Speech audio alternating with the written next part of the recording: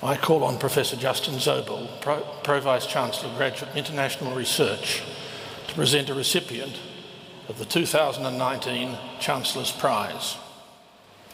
Chancellor, I'm delighted to present to you this recipient of the 2019 Chancellor's Prize.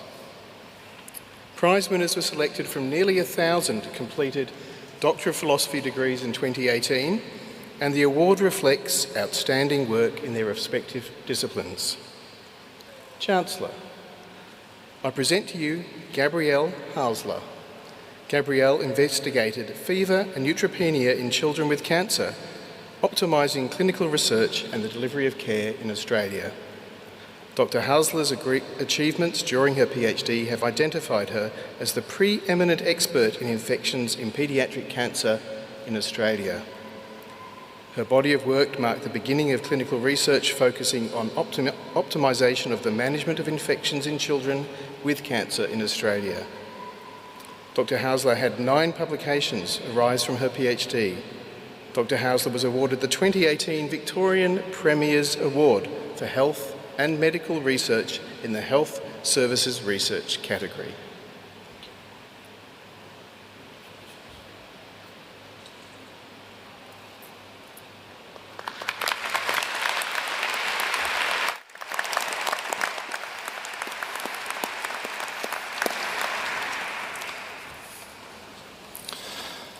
I now call on Professor Niels Ollekens, President of the Academic Board, to present the Woodward Medal in Science and Technology. Chancellor, I'm very pleased to present to you this recipient of the Woodward Medal in Science and Technology. The Woodward Medal is awarded annually to members of staff for recently published research that makes a significant contribution to knowledge in their field.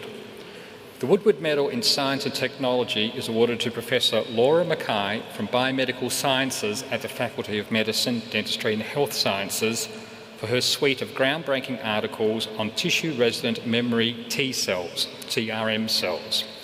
Mackay's research challenged the widely accepted belief that immune protection was largely conferred by T cells found in the blood and showed that TRM cells are distinct from blood-borne T cells and represent humans' best line of defence against disease. Chancellor, I present to you Professor Laura Mackay.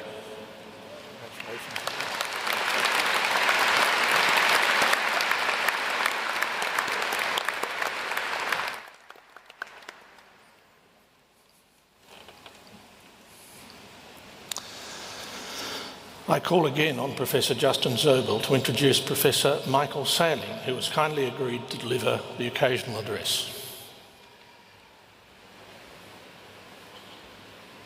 Today, the University welcomes Professor Michael Sailing as guest speaker. Michael is an academic in the Melbourne School of Psychological Sciences. He received a PhD and MA from the University of Witwatersrand in Johannesburg, South Africa. Michael has authored over 180 research papers. These include detailed neuropsychological and neuroimaging investigations of the breakdown of human memory systems in temporal lobe epilepsy. Michael's research has been called a paradigm shift by epilepsy experts. It has had a significant translational impact in early detection of Alzheimer's disease dementia. Please join me in welcoming Professor Michael Sailing.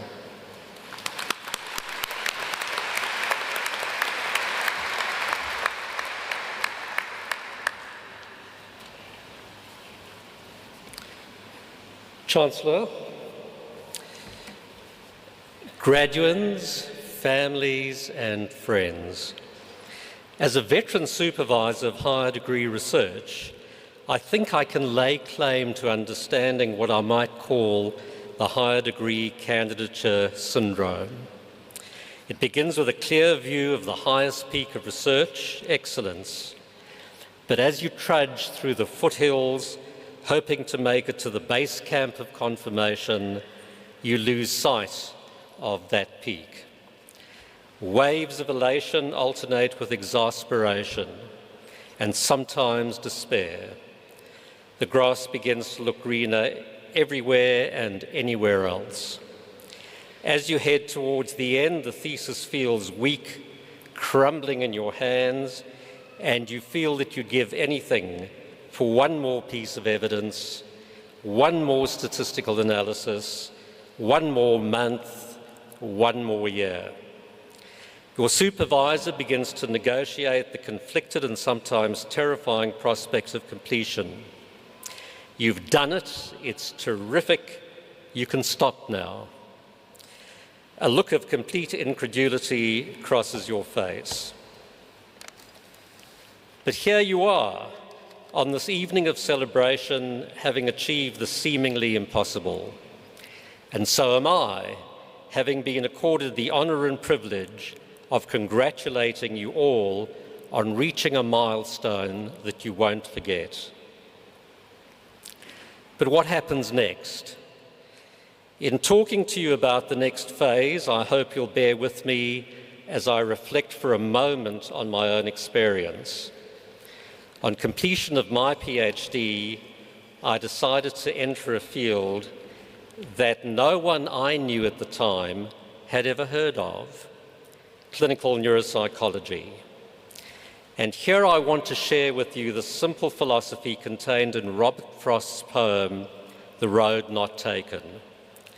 Because when two roads diverge in the yellow wood of your future career, you might have better claim to the one less travelled by, and that might make all the difference. And it did. I could never have imagined the expansion of our professional program in clinical neuropsychology in the Melbourne School of Psychological Science. It has trained most of Australia's professionals in the field, earning a significant international reputation as the go-to school for specialised training in clinical neuropsychology.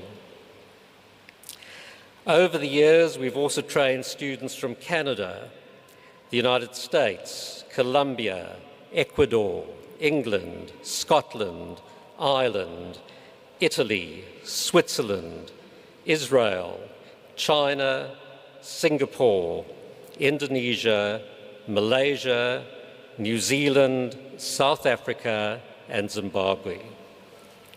Some have returned to their own countries to set up services that hadn't previously existed there, while others have stayed to enter prestigious teaching, research, and clinical careers. From my point of view, there are few things more exhilarating and fulfilling than enabling the transition of young psychologists imbued with a rigorous scientific mentality to become emerging clinicians fully capable of wearing two hats. Welcome to our new doctors, resplendent in red, to our new professionals and biomedical scientists. You have all reached a high level of distinction in the knowledge you have acquired, in the refinements of thought and ingenuity that you have developed, and the major personal transitions that you have made to be here this evening. At this stage, and given my age, I feel that I should mention one of the most important ingredients of all: wisdom. Thousands of years ago, the sages asked, "Who is wise?" and answered, "He or she who learns from all women and men." I'm sure that your families and friends and partners who have stood by you so steadfastly during the ups and downs of the past few years would want nothing less for you. I wish you all every success and fulfilment as you take the next step.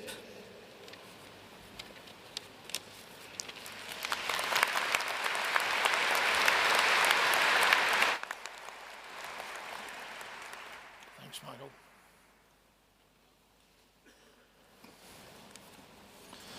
On your behalf, ladies and gentlemen, I thank Professor Salling for addressing us this evening.